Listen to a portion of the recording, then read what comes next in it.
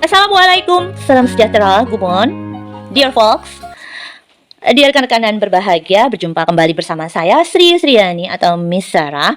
Kali ini dalam refreshment parenting self-efficacy, bagaimana kita sebagai orang tua atau guru mengerti dan memahami ya dalam rangka explore dengan experience kita selama mendampingi tumbuh kembang anak-anak dan murid, apa sih ciri talent atau bakat sejati yang merupakan aktivitas yang mereka sukai. Oke, selanjutnya adalah yang keempat ya. Apabila ini benar-benar bakat sejati atau talents, maka sang anak mengalami flow dengan energi positif. Jadi dia akan tenggelam. Rasanya selalu intens dengan aktivitas tersebut. Bukan sembarangan hobi. Jadi ia misal talentnya itu di basket. Ketika susah, senang, sedih, atau emosinya sedang ingin ia kendalikan, maka ia larinya ke basket lagi.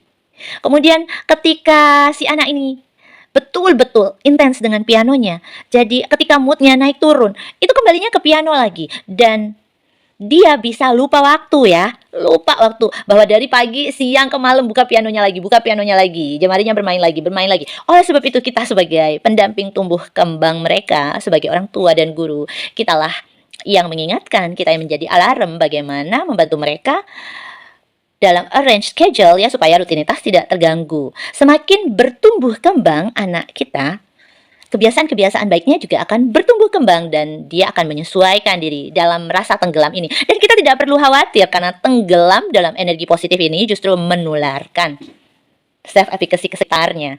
Jadi sekalinya kita intens dengan aktivitas itu, kita paham kita punya talents di situ, maka teruskan, maju, berjaya. Karena ciri yang kelima adalah jejak keberhasilan dari aktivitas tersebut selalu konsisten. Jadi excellence. Demikian, aktivitas yang merupakan talents atau bakat sejati ketika kian ditekuni, maka meraih hasil yang selalu di atas rata-rata atau outstanding. Kualitasnya meningkat stabil.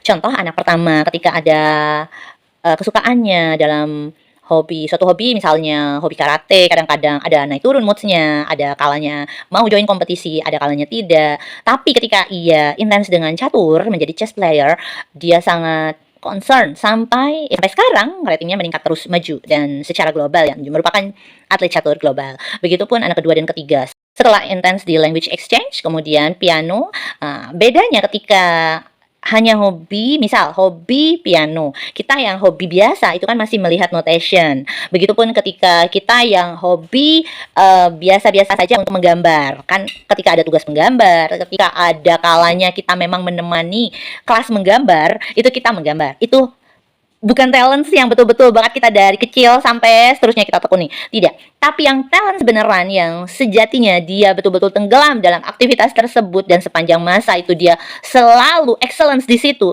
itu bisa sambil menjam. Jadi yang baru sekali dengar merdunya jemari yang memainkan piano, oh dia sudah hafal, oh seperti ini. Kemudian baru sekali lihat strategi catur, oh saya dapat, oh I get it. Sekali dapat rumus misalnya yang sudah talents di otak-atik matematik, ada rumus baru, oh I can do it. Dia langsung menyelesaikan. Hasil yang diraih oleh Ananda tersebut outstanding. Dan kualitas yang meningkat stabil ini jika didampingi oleh orang tua dan guru yang juga bersabar dalam menggali potensi si anak, tentu saja bisa meraih hasil yang lebih optimal untuk kemudian dijaga dalam perjalanan profesional dan akademiknya sepanjang masa. Oke, lanjutkan. Happy learning, happy working, and happy researching. Have a good day. Salam hangat dari Daniel. Everyone is awesome. Happy learning, happy working, and happy researching.